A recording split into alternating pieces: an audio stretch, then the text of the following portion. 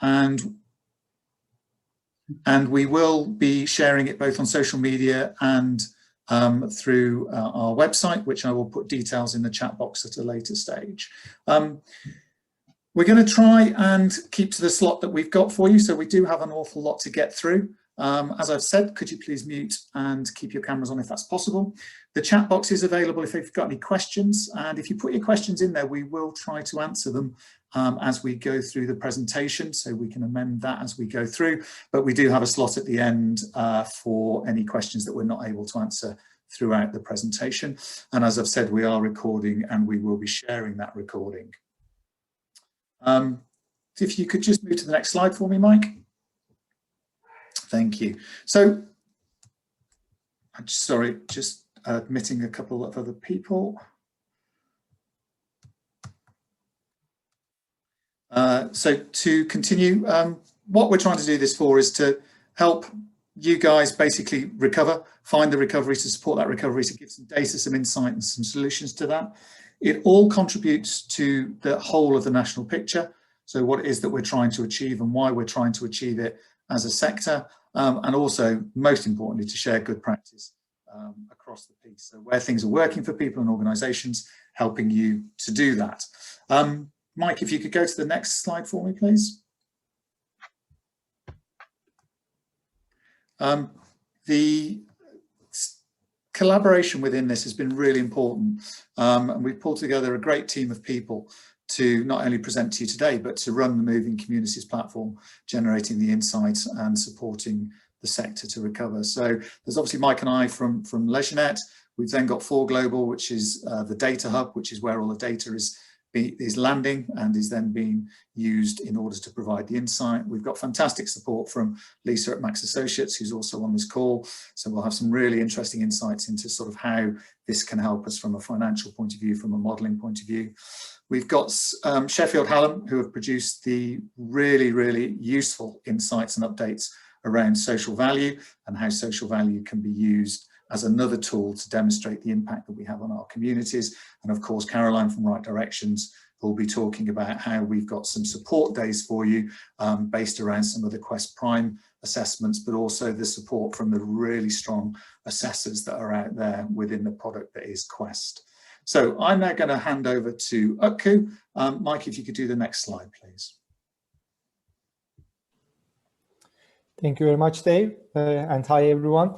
Great to be here. So what I'm going to talk about is firstly the operating model for the Moving Communities platform, and that will inform you about what type of data we are processing in the platform, and then how this will be fed into a different number of dashboards to share some of these insights with you once you start accessing the information. If we read this diagram bottom up, what we have is the data sources and data sets on the bottom part of the diagram, where we have integrations with the Active Places database of Sport England, which is providing us the facility information. So all of your facility data will be coming from this source.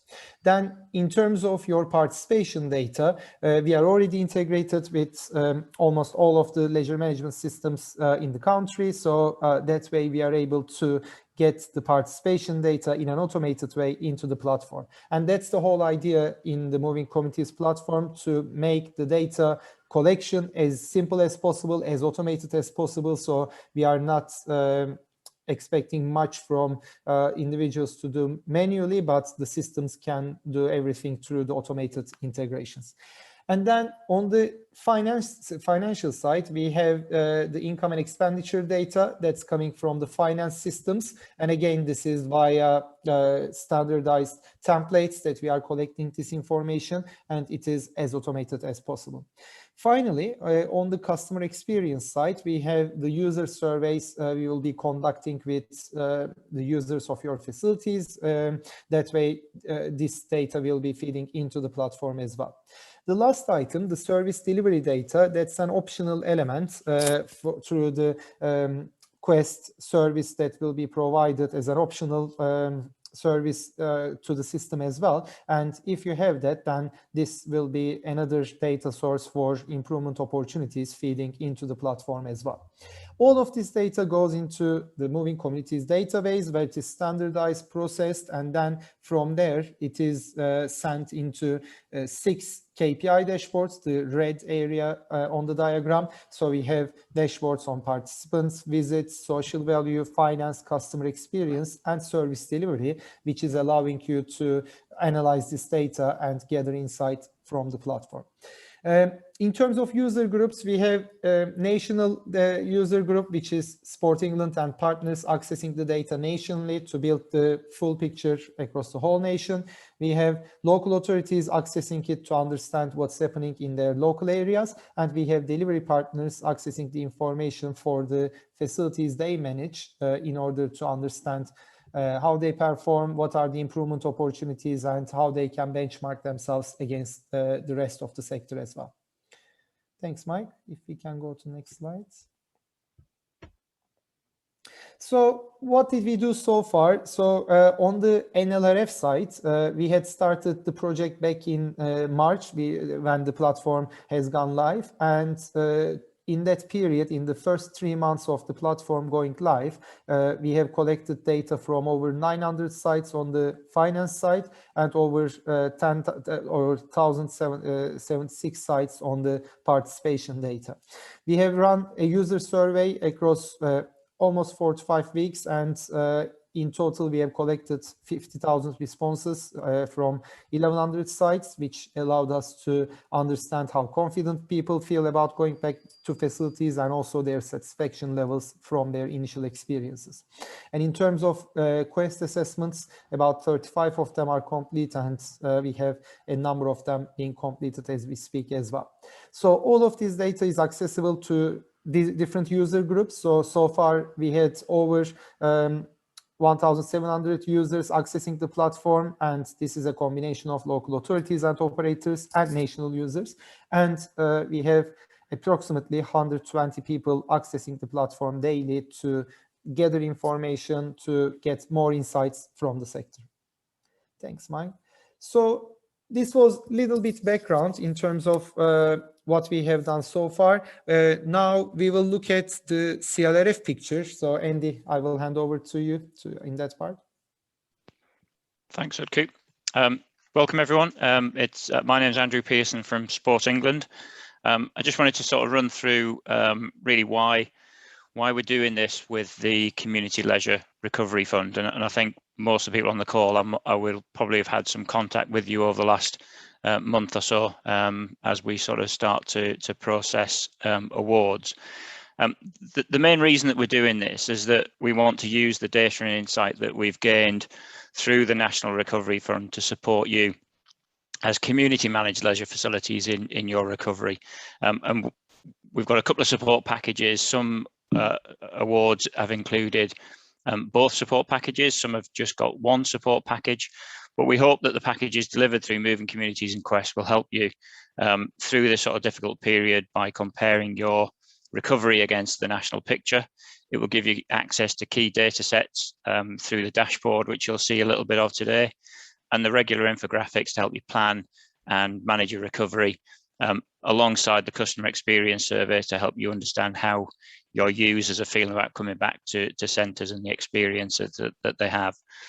The kind of second reason, I suppose, is that we've never had an opportunity like this before to build the national picture, and we're using this data to drive, for example, high-level conversations with government about the role and impact of leisure facilities. We know that leisure facilities are important in the whole system for physical activity, but what this data really gives us is sound evidence of their importance, who uses leisure facilities, who benefits from them, and the social value gained from using leisure facilities. The National Leisure Recovery Fund has provided us with a great start, but with the Community Leisure Recovery Fund, we have the opportunity to add to this. And we've got around 45 facilities that will be given awards that will feed data through to that larger database. And just to put that into context, that's 6.5 million visits a year that we are recording that is contributing through the community leisure recovery facilities that will feed that data through. And I think that's a really important sort of number, really important sort of figure that really shows the impact of these facilities. And then finally, as we sort of do get that rich data and the moving communities matures, we'll be able to share best practice through the insight, the case studies, webinars, to really support recovery in the first instance and then support the long-term growth of the sector. So hopefully today you'll find a lot of useful information, and look forward to working with you all in the future. Thanks.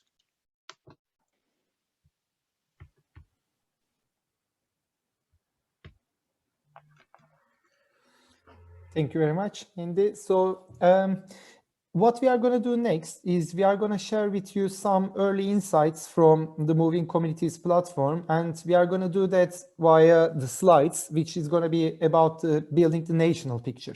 But then in the second part of the presentation, we will go into a live demo, and we will be able to show you how you will be able to use the platform as part of the CLRF funding when you have access to it for your own facilities as well.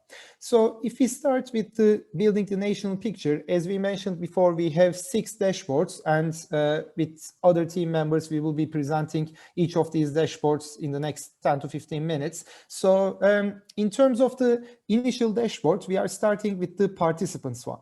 So through the use of the filtering options in the platform, what you are able to do is you can select the time frames for your analysis, and also you can select whether you want to see the national picture, you want to see your local picture. So here, what we have done is we have selected the national picture for the financial year 2021, so from April 20 to March 21, and compared it with the next financial year from April 20 to March 21. So that way, we are able to actually see the picture right before and after COVID lockdowns have started in March 20. So what the platform is telling us is in each of the dashboards, we have 4 KPIs that are the main KPIs on top of the screen. And then we have a number of graphs that explain those graphs further in detail. So on the participants one, we have total participants, female participants, 65 plus and low sec as our selected KPIs. And in that one, what we can see is the picture before the COVID period has started, so 1 year before COVID, which was 20 million people visiting all of the facilities in the Moving Communities platform, whereas in the post-COVID period, in 1 year, it was only 3.6 million. So that shows us the sector was at about 20% of its full capacity compared to the previous year. And a similar picture we are seeing for female, for 65 plus and low sec participants due to the impact of lockdowns and decreased number of visits.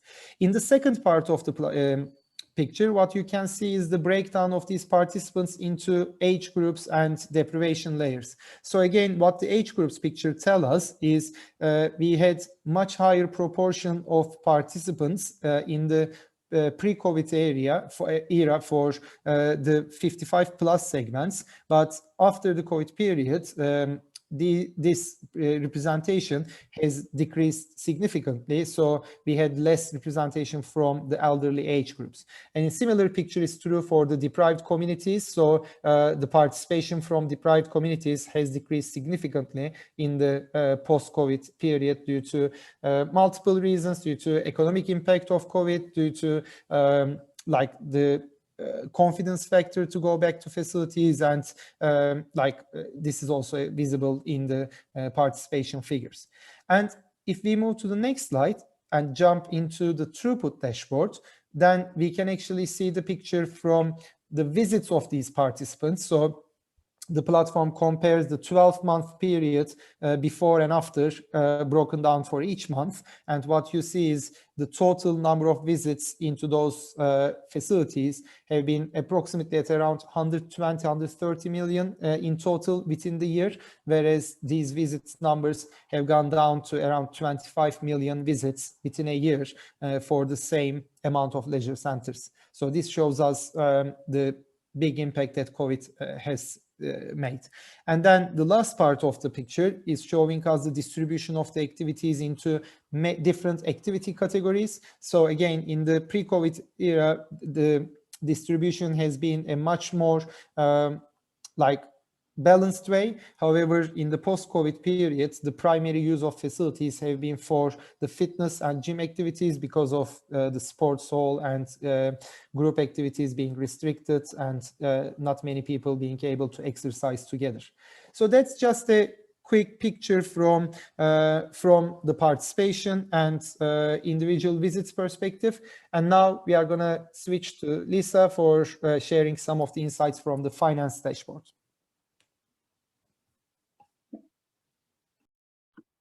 Might help if I unmute myself. Thanks, Utku.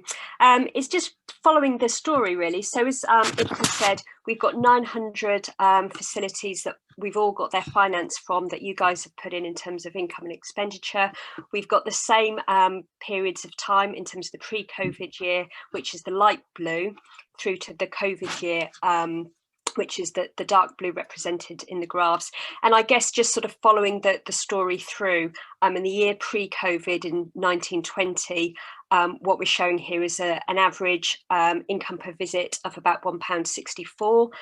The cost per visit was £1.43, which was actually showing a surplus of about 20 pence per visit. So just on that box there where you see subsidy per visit, anything negative is a surplus, which is obviously positive.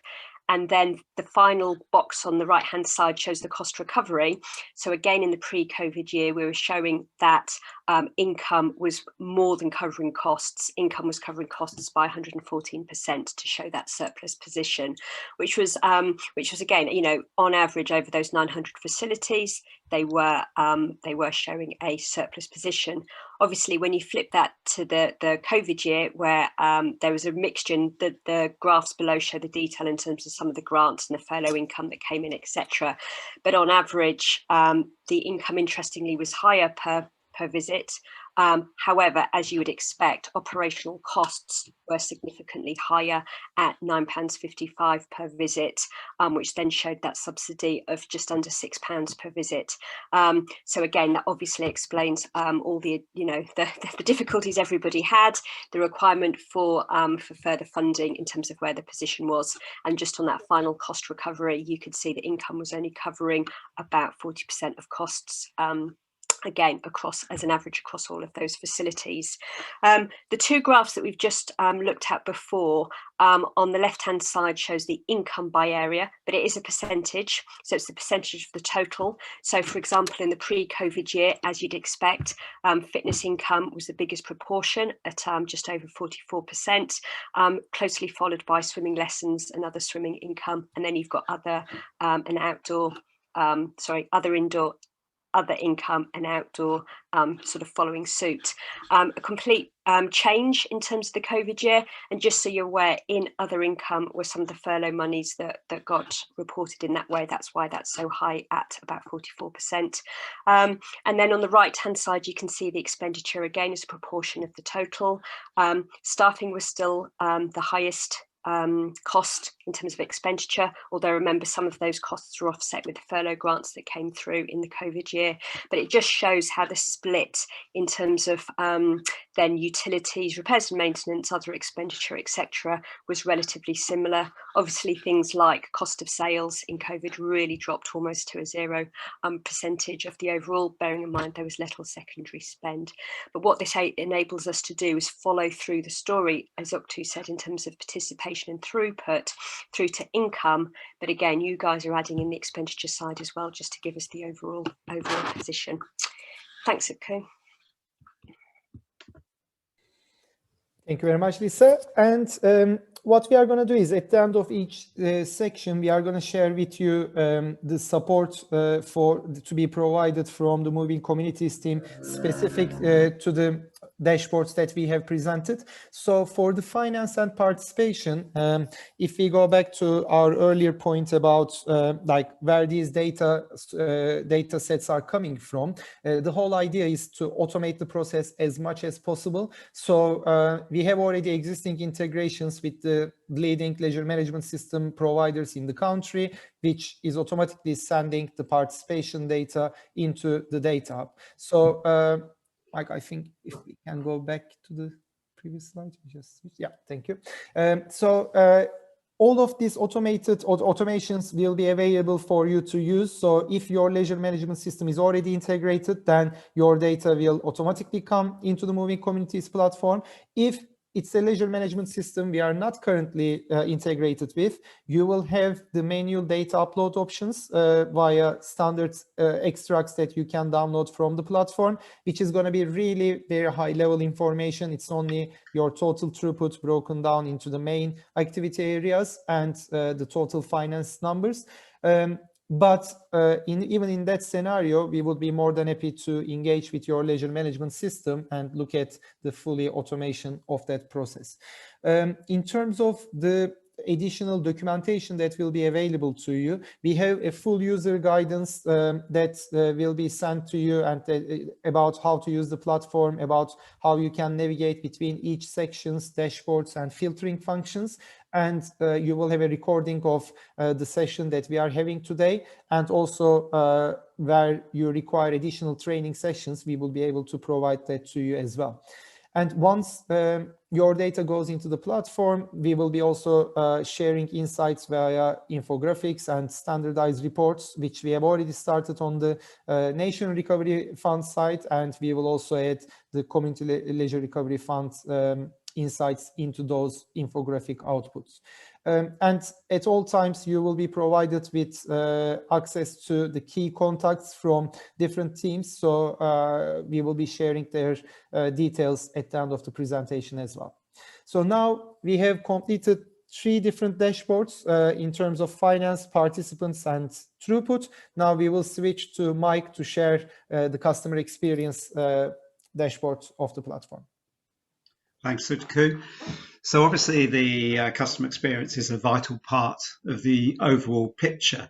And the customer experience survey that we carried out as part of the NLRF was one of the biggest of its kind ever undertaken in the sector. We had over 50,000 responses in total across numerous operators and over 250 local authorities taking part. So it gave us a really good overview of the customer experience as people return after lockdown. And the dashboard that you can see here, we've chosen 4 key indicators. There's about 14 questions in the customer experience survey, which is an online survey. And the 4 key questions that we've chosen for the dashboard, you can see at the top. So going from the left to the right, these are pretty much the final figures for the survey. So we've got cleanliness of activity areas and cleanliness of changing areas. Both of these were questions that were carried on from the NBS, National Benchmarking Service Experience Survey that has been carried out in the sector for the last 10, 15 years. So we've got some really good benchmarks to compare ourselves against. But for example, you can see cleanliness of activity areas, there's a national score of over 88%. That's the percentage of people that are scoring very satisfied or satisfied. And similarly with cleanliness of changing areas, we've got a score of over 85%. And when we now do the comparison with the same question based on the NBS benchmarks from 2019, we know these scores have gone up by over 5%. So that's a really interesting, encouraging picture that the experience from a cleanliness point of view of customers returning is actually more positive than it was pre-COVID. The third one along is a new score. Some of you may have seen us using this over the last 12 to 16 months. This is the confidence indicator score. So this is based on a question, how confident did you feel upon returning to your site in terms of COVID-19 systems, processes, and protocols? And we score it on a scale of 0 to 10, similar to NPS. And then we come up with an overall indicator by taking the percentage of 9 or 10s and detracting the percentage of 0 to 6s. So we end up with a score of 59 nationally. Now, again, we've got some benchmarks because we carried out some surveys during lockdown. Some of you may well have taken part in it. And the typical confidence scores prior to this survey during the last 12 to 16 months were around 45 to 50. So we've got a significant increase in the confidence of people returning this time round compared to previous returns. And similarly with NPS, I'm sure you're all familiar with Net Promoter Score now. and probably know that typically in the industry we see scores averaging around 40 to 45, and the NPS of these returning customers was over 51. So that's again a very positive picture. And then when you go to your dashboard, you'll see all of the questions. As I say, there's about 14 questions covering. There's some standard demographic ones. There's some questions around activity levels and patterns, so we can establish how much of people's overall exercise is taking part in their local centre compared to outdoors. And then we have a group of questions around the impact of your local leisure centre and your future intentions with regards to using your local leisure centre. So some really interesting questions coming out there. Now, in terms of the support for the customer experience survey, so our intention is to undertake this mid to late September, once people have come back and had a couple of weeks after school holidays and summer holidays. It's an online survey. The way it was carried out with the CLRF was we designed a standardized email invite with a link back to the survey, and we asked everyone to send it out to all customers who had opted into marketing communications in the previous 3 weeks, and we got reasonable response rates. But this time we've learned quite a few lessons from doing that survey the first time round. So this time we'll be sending out even more detailed guidance and implementation. We may well ask you to promote it on your social media, as well as send it out direct to customers. And you'll have a dedicated support person from the LeisureNet team, Sarah Forster, whose contact details will be at the end of the presentation. So in terms of timelines for this, we'll be contacting you probably around the start or the middle of August, and you'll have some quite detailed guidance to help you through the implementation of carrying out this very important survey.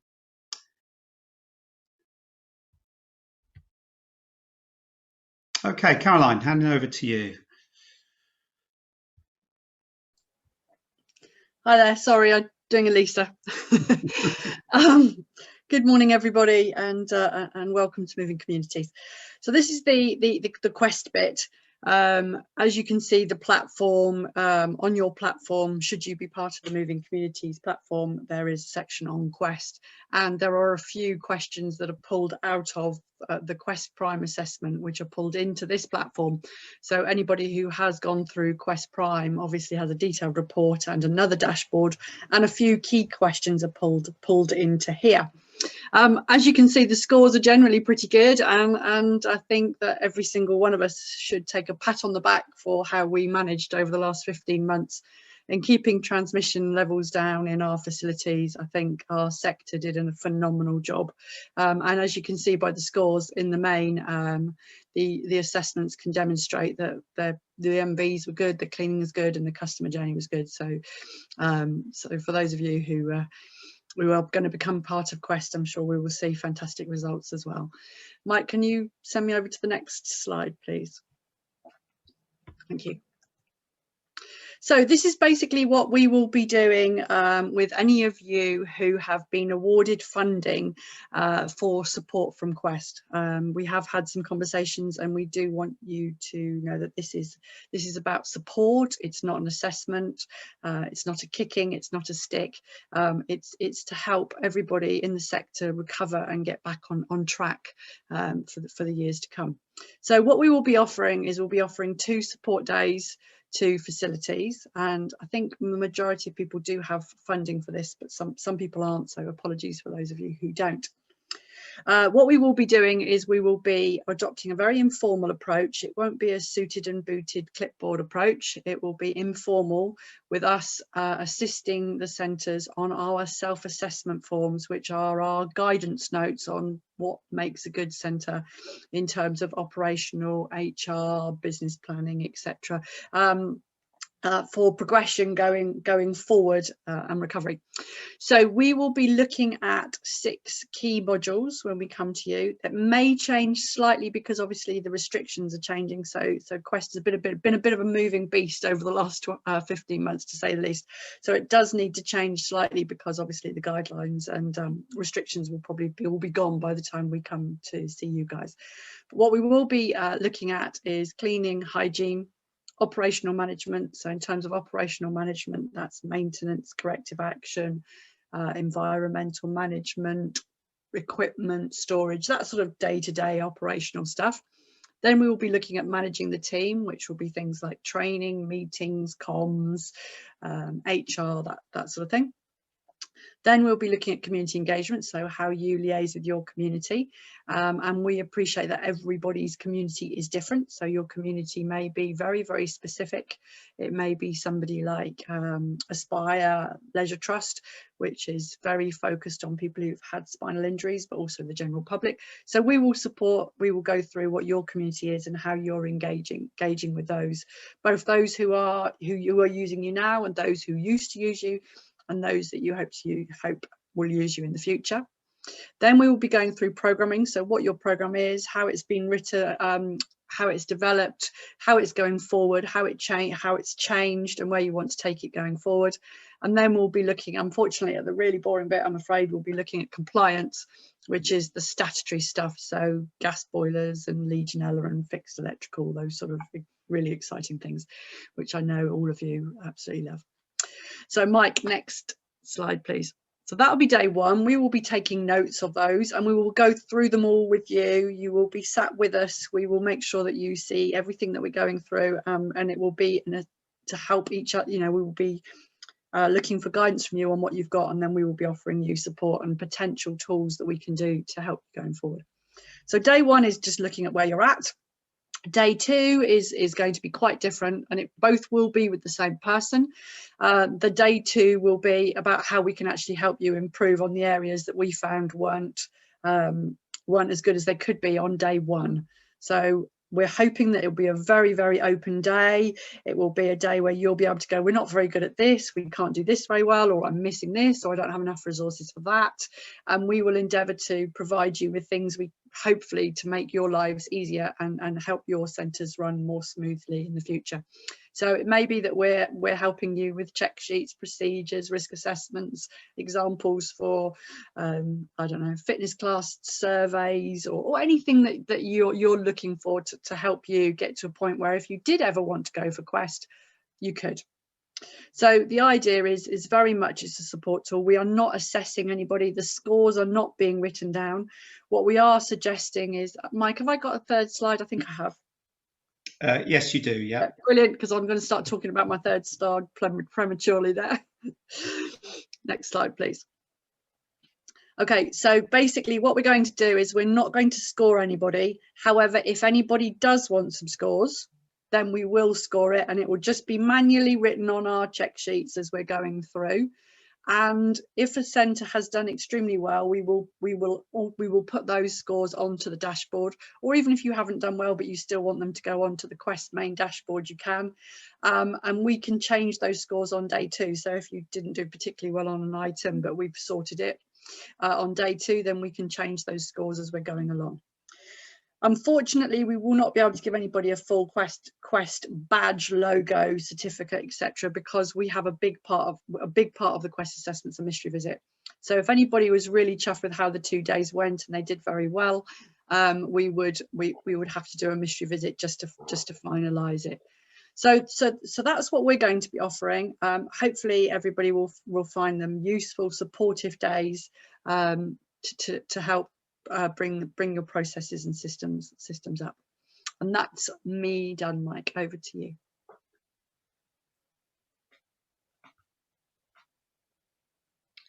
So it's actually over to you. Okay. Sorry. Thank you, Caroline. Thank you, Mike. So we have gone through 5 different dashboards in the platform, and the 6th one is going to be enabled in the next week for all delivery partners and operators, which is the social value dashboard. So the reason why social value dashboard is being opened later than the rest is we have been doing a major upgrade in the social value calculator, which is based on the research conducted by Sheffield Hallam University and the paper that's published by Sport England just before the New Year's. So through this update in the model, we will be doing some changes in the previous model, which is going to be about adding new indicators. So some new health conditions like hip fracture, back pain, and risk of injury is added to the modeling, and also social capital to communities. And also for the ones who have been familiar with the social value modeling before, that was based on number of visits to facilities in order to calculate the social value generated, the risk reduction in different health conditions, etc. Now, due to availability of more data, we are able to do this based on duration of visit. So basically, we are able to allocate social value generated based on how active an individual is within the leisure center or within the facilities you are managing, and also their outside the facility participation as well. So the model is much more inclusive that way, because it's also including people who are not necessarily hitting the 150 minutes per week activity thresholds, but also people who are fairly active, which is between 30 to 149 minutes within a week. We also have more granular mosaic profiling. So again, for the ones who have worked with mosaic socioeconomical lifestyle segments, is we are able to assign mosaic category for each of the individuals through our integration with the Experian data sets. And that way we are able to actually show the returns much more relevant to the local area of that individual. We are also using some deflators in the model. So we are balancing inside and outside activity. So that way, through the use of available data, we are able to assign a value for the contribution of the facilities to the generation of the total social value by their members or users. And if someone is using multiple facilities, then we are able to reflect that as well in the deflators. So in terms of, I mean, I've seen Phil's question before I move on to the next slide. So in terms of the duration of activity, if the participants don't swipe out, so what we have done is we have the data available for the exact duration of the activity via the bookings that are made. We are using this information, and where we don't have this, through the whole data set, big data set we have in Data Hub, we are able to allocate a specific duration or assumed duration for the type of activity that individual is conducting within the facility. So basically that way we are able to allocate the expected duration of the activity to the individual visiting the facility. But of course, where we have more granular level of data, we can calculate that to its milliseconds basically. So that's basically the 6 dashboards that we have gone through. Now, what we would like to do is go into the platform and actually show you, I mean, it's not going to be a full training of the platform, but just to give you a feel of how you can navigate within the platform. So once you get your access, you will be able to move between screens and also come back to us if you have any questions as well. And you will be provided with a full user guidance, as I mentioned earlier. So Mike, if that's okay, I'm going to switch to my screen.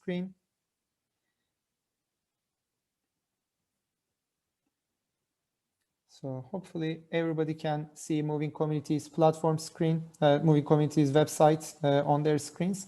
So what you are seeing is the Moving Communities website, which is a public website where you find all the information about Moving Communities. And within this screen, you have a section which is about Moving Communities data portal. So when you click the Data Hub sign-in page, it takes you to the sign-in page of the Data Hub, where you will be able to enter your credentials and go into the platform. This is your profile page in Data Hub, where you will be able to see the Moving Communities box. And when you click that box, it basically takes you into your delivery partner account. So these slides or these screens I'm going to show is basically the demo screens and has all the demo data, but it will show you the type of screens you will have access to. So the first landing page of the platform will be a list, which is basically a list of all the different facilities you run. So if you run a single facility, you will have only one site in here. If you are running multiple facilities, you will have all of those listed in here. And here you will be able to access your site passport, which is the facility data coming from the Active Places database. You will be able to access your survey link to be distributed to your users, and you will be able to see the finance and participation pages. So in the finance page, as an example, you will be able to see all the information you have uploaded, or you will be able to enter the information by downloading a template from the page and simply entering your numbers for each month on this template. And where you have the full automation, you don't need to do anything. All of this data will be fully automated and uploaded into the platform. When I go back to my list screen, so this is more about the data entry part, but what happens once all of this data is in the platform, then you go into your second part in the platform, which is the dashboard section. And within the dashboard section, you have the 5 dashboards you have seen in our presentation with the other team members. And then you have the summary dashboard and you have the filter section.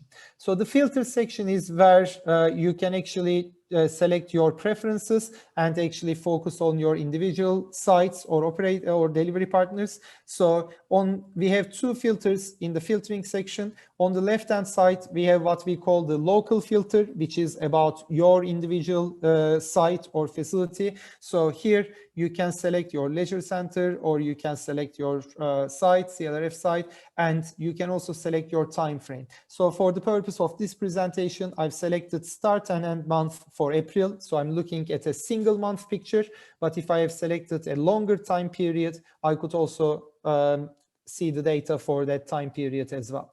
On the right hand side, I have my benchmark filter.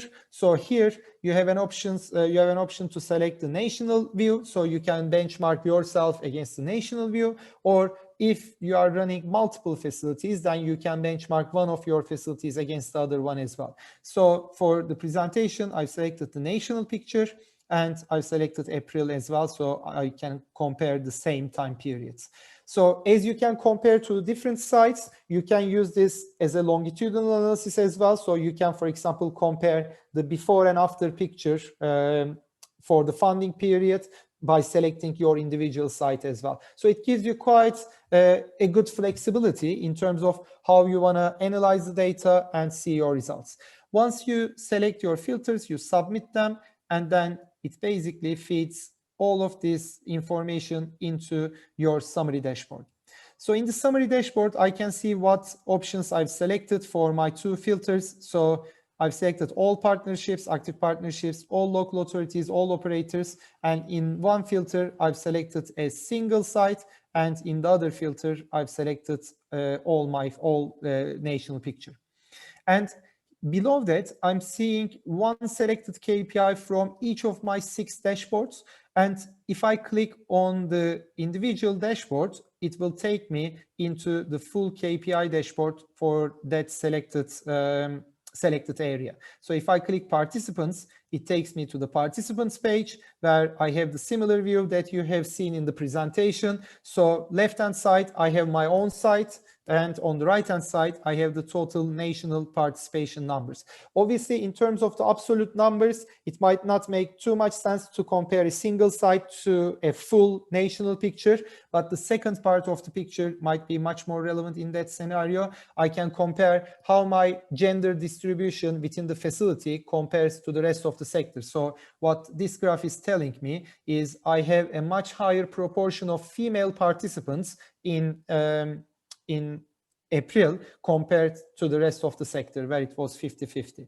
And if I look at the age group distribution, what I can see is I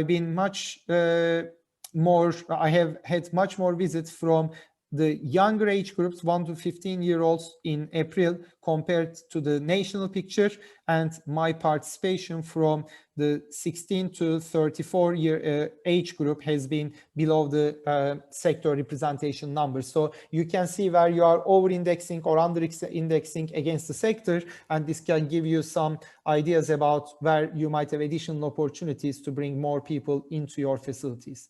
Again, the deprivation picture is very interesting. So here, what I can see is actually from the segments 1 and 2, I've been fairly successful to bring in people into my facilities, and in the in the lower deprivation areas, I've been under-indexing compared to the national picture as well.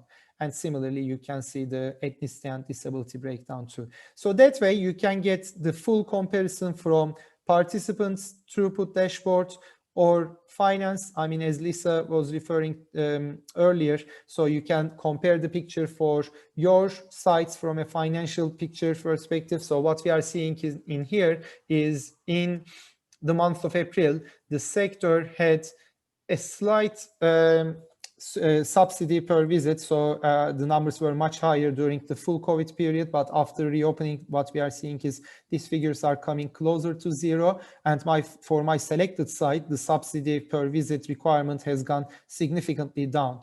So and then if we compare this picture to the cost recovery part, what we are seeing is 86% of the cost in the national picture has been recovered by the income generated. However, for my site, it's only 60% of the cost being recovered. So what I'm seeing is I have still a 40% of my operating cost that needs to be covered through additional funding, or I have a gap in my recovery. And likewise, if we have a quick look on the customer experience part, what is this one telling us? What this one is telling here, first of all, I should say the date filter doesn't apply to your customer experience part, because there has been only a single survey. So whether you select April or May, so some of your participants might have responded in 1 month or the other, but we are not doing a comparison based on date filter in here. But what we are seeing in here is the visitors of my facilities have been very happy with the cleanliness of activity areas and changing areas, even higher than the national average. 96.9% for those two shows very significant satisfaction levels from the cleanliness perspective. And if we look at the confidence indicator, the sector is at around 59 points there, but my percentage points is around 64%. Again, that shows the higher confidence people are showing to come back and visit my facilities. And from an NPS perspective, 73 is a very high NPS figure, and it's even almost like 25% higher than the national average. So again, for this selected demo site, what we are seeing is their customers who visit their facilities have been very happy with the service they have received, and also have high recommendations. And you can also see the full breakdown of the respondents for this individual site, and you can download these graphs, and you can also analyze it outside the platform. A quick look on the service delivery part. I mean, this particular site haven't done a Quest assessment, which, as Caroline said, would be an optional thing for CLRF delivery partners anyway, but still they have access to the national picture. So you can see actually how the cleanliness and hygiene, operational management, managing the team figures are showing within that assessments. So these are the different dashboards, and as I said, the social value will be available as well very soon. So now, if we are moving to the last section of the presentation, we also have a map feature, which is allowing you to actually see your data on a map view. So what we are seeing, if I click the map option, is a map of the whole country. I mean, because I'm on my demo account, if I'm in a particular account, I can only see my site. So I will be filtering to that individual site shortly. So here, so if I only have a single site, as you can see, I can filter for that site, and I get a heat map of participation based on the postcodes of my visitors around my facility. You can also see the other leisure centers around your facility. You cannot click and get their data, but you can see where they are located. So it will give you a picture of where other people from the area might be going to. And there are quite a large number of filtering functions built into the mapping section. So you can view the data at the at the postcode district level, as I'm doing right now, or you can change it to ward level, so you can see the ward by ward participation. You can zoom in to get a closer view, and you can see areas with darker colors where you have more visitors coming to your facilities. You can add, as I have the local authority boundaries, you can add ward boundaries, so you can see where those areas are coming from. Add active partnership boundaries in the outside of your facilities. And also, you can use things like the deprivation layers that are built in the background of this platform. So if I just make it visible in here, the purple areas you are seeing are, based on my selection, the high deprivation areas around my facility. And what I can see is people visiting from these areas, and how successful I am to bring in more people from highly deprived areas to my facilities. And as I mentioned, we have a number of context layers built in the background of this platform. So you don't need to just see your data from a participation perspective, but you can close the participation layer, and you can actually open a number of different context layers in the background of this. For example, you can say, I want to see the 60+ age groups around my facility and where they live. So not just from an impact measurement perspective, but for planning reasons or intervention planning purposes, what you can do is you can target areas with higher population of 60+ age groups, or differently ethnicity, or for example, if you are putting an intervention together to support obesity, like to actually support dealing with obesity in children, you can select obesity prevalence for 10 to 11-year-old kids around your facility, and you can see areas with higher risks as well. So this tool in that regard will be quite useful for you to do further planning and also target areas with higher risks or higher priority for your own objectives.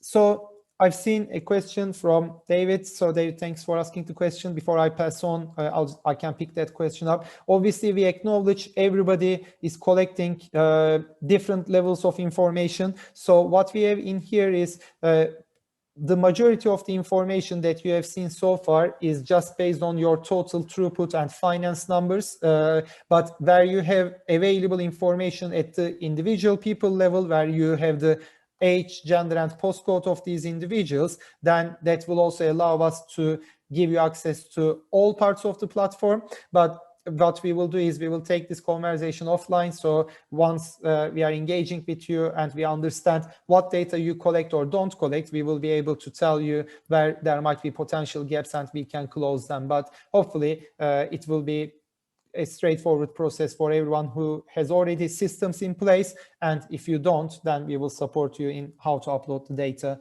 into the platform. So I'll stop here now and pass it to, I think, to Lisa to discuss how we share some of these insights being collected from the platform. Thanks, Utku. I think this sort of introductory slide is almost saying this is sort of a real opportunity, I think, to take the data that we're getting here from just individual sites, but across the sector, apply some of our brains to it and some of the intelligence to hopefully lead all of us to be able to sort of have some actionable insight we can do something about, whether it's a site basis, whether it's a regional basis, or whether it's a sector basis. So that's sort of some of the opportunities coming out of the data. Thanks, Mike. I think there's a bit more detail. I think what we're looking at is sort of the recovery from an operational perspective from each of your individual sites. Obviously, you can have a look at in terms of, is the financial recovery, first of all, matching your projections, and where it isn't, what's the rest of the sector doing? Is it, are there similar issues impacting all of the sector? Are we still being impacted by, well, I know things are changing, but in terms of capacity issues, what areas are recovering best? I think it'll be interesting to understand on recovery, who are using the facilities? Is it simply returning people, or are we experiencing new people? And the elements we've talked about where we've got the data is, you know, this question of, does the participant profile actually match our local community area? Are we actually meeting the target groups that we're hoping to attract? And all of this really is, you know, is there for you to support your future operational plans, you know, responding back to whether you've got boards or senior exec teams you're reporting back to. It's being able to give a full context of the recovery back to those people. I think the other thing is absolutely being able to support any further conversations you're having with stakeholders in terms of funding, project commissioning, etc., to have the data behind the simply throughput, you know, more data than we've had before, I think is going to be really helpful. And I think then, Mike, just moving on to the next slide, from a strategic perspective, you know, this data absolutely can be used to provide some of the evidence-based discussions, decisions about future investment into leisure, whether it's facilities or service interventions. This data is really key in terms of the recovery.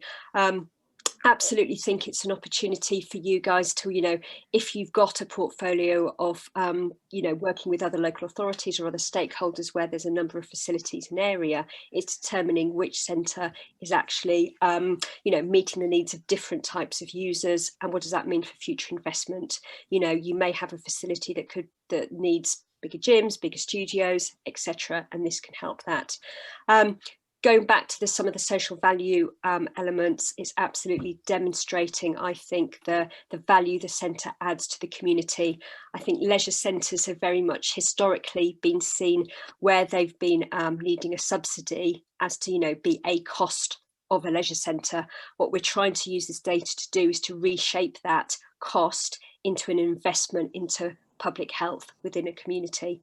I think using that, the data we've got here, will absolutely help change the story from a cost of a service to an investment into public health. So that's really helpful, and hopefully to be able to use all of this in terms of engaging with your current and maybe new stakeholders in terms of as your businesses move forward, going forward. So I think that was it from that area. Mike, thank you. Thanks, Lisa. Thanks, Mike.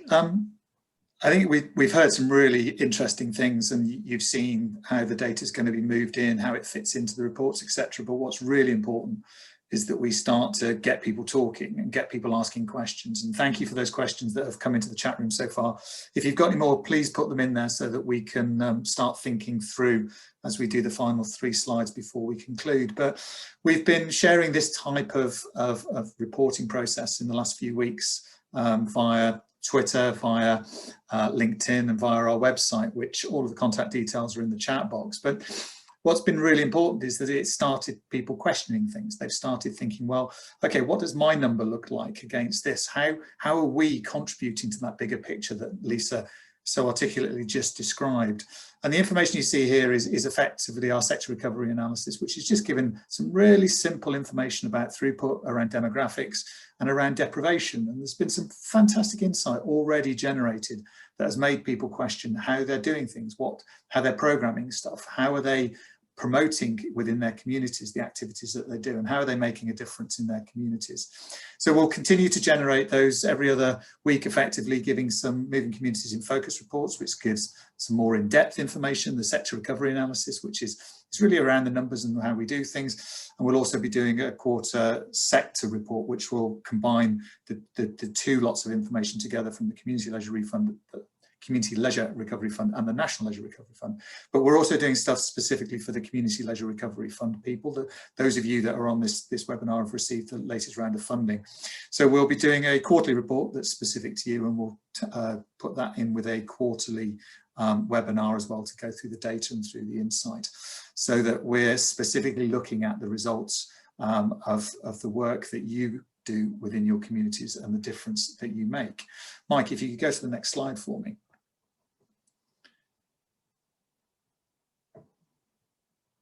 Thanks, Mike. And I think this really follows up with the question that David put into the chat box around, if we don't collect this data, how do we do it, etc. And we do recognise that it's an incredibly challenging time for all of us, and obviously response times are tight. but there's also that need for getting some information, and we want to take the information we've got. We've got a whole list of people here to help and support you in finding that information, or finding out how, maybe if you wanted a bit more insight, what information you'd have to collect and how you can share that with us so that we can help you drive that additional insight. And then of course the support, okay, what happens next? It's all very well knowing what we know, but what are we doing about it? And the opportunity to have somebody who's worked in the sector through the Quest process working with you on those support packages is really important. The people that are doing the Quest Prime assessments currently within the National Leisure Recovery Fund are referring back to this data and insight all the time as part of their piece, and it's informing how they can offer suggestions and support to help us all improve. So we just want to make it as easy as possible as we can for you to engage with this. We recognise that you're not massive organisations with huge departments that sit behind giving you all of the data and producing fantastic whizzy Excel sheets, etc. So we will support, we will help. And as Oak2 shows, there is ways of uploading from an Excel piece rather than being automated if there isn't an automated link that's possible. So we want to try really hard to make this work for you. And part of those people that are going to be behind the scenes supporting you to do that are these people here. So we've got Alison at LeisureNet, so all the general administration side of things. Chris at Full Global, which I know Utku's just shared his email address around your platform requirements, whether or not you can get integration, etc. Sarah again at our team, who'll be dealing with the customer experience survey in that element. And then Caroline, as you've already met, from Right Directions, which will link to the Quest piece. But just before we get to the end, we'll leave that slide up. But Andrew, do you want to come back in? Yeah, thanks, Dave. I just wanted to sort of reiterate that we're not trying to collect lots of data here that you don't currently collect, and we're not trying to catch people out. I know people will have received the award agreement, and that generated quite a few questions back to us to say we don't currently collect that kind of level of data, and that's absolutely fine. I think hopefully this presentation today has allayed some of those fears that you may have had. But again, sort of, recognise that everyone's really busy. It's a really important time for facilities. So, as I said, we want you to continue to focus on recovery and provide the best possible service, and not get, really bogged down with collecting figures and data. That's not what we're doing. This is very much about support and recovery for you. So I just wanted to sort of take this opportunity to say that, to sort of hopefully allay some of those fears that you may have had when you got the award letter. Thanks, Dave. Thank you, Andrew. So if you just go to the last slide, Mike, because I like the picture. We've had a question come in from Gordon. Okay, I'm going to throw it to you if that's okay. When will we be able to get onto the platform, and when are the visits likely to be? So I think that starts with Utku and then moves on to Caroline. So the platform is already ready and functional and live right now. So we are speaking to Andy and Sport England team in terms of the timing of the award letters, and also the everybody being ready to upload the data into the platform. So it's in a couple of weeks time latest, you will have your logins provided and access to the platform already. And as I said, I mean, as soon as you upload your data, you will be able to generate the KPIs and access the full available system for your facilities. And Caroline, maybe on the... Okay. Yeah. And for me, we're going to be starting to make contact over the next few weeks to the people who will be ready to receive their awards, and we will be booking dates in with you. We'll have a call with everybody individually to suit your needs, to fit around when you can, and we're probably looking at August, September for the visits into October. So we're flexible to work around where you're at in terms of your business, staff furloughed, etc. So there is quite a lot of flexibility there. Excellent. Thank you, Caroline. Thank you, Utku. Any more questions? Happy to take either waves at me if I can see you in the camera, or hands up. Oh, Andrew. Okay, yeah, we're sharing contact details once awardees have returned the acceptance of the grant. Okay, that's fine. Is there any questions? Okay, we'll not get anything through there. Andrew, thank you. If our current systems cannot yet integrate, is there help to switch ones that can? That's a really interesting piece on there, because I guess it's your choice around what the leisure management system is that you use. We can certainly give you a list of all of the leisure management systems that we currently work with. But I don't think that probably gives you the answer that you want there, Andrew, but I think it's the answer you're going to get. Any more? I can't see. Is that Claire? Were you waving at me then, or were you just spinning your pen? No, okay.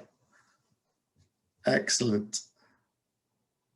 Okay, well, in that case, if you go to those locations that we talked about at the beginning, from Moving Communities, either on Twitter or on LinkedIn, you'll also find movingcommunities.org is the website. We'll put a recording of this on there so that you can see that.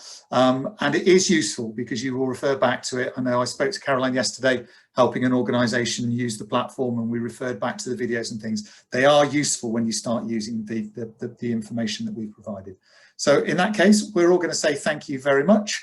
We'll send you through via Andrew or via the admin team at LeisureNet a link to the presentation so that you've also got the presentation as well. But of course, it won't have the live elements on that Utku went through. Thank you so much for your time, everybody. Take care, and we'll see you all soon. Thank you. Bye-bye.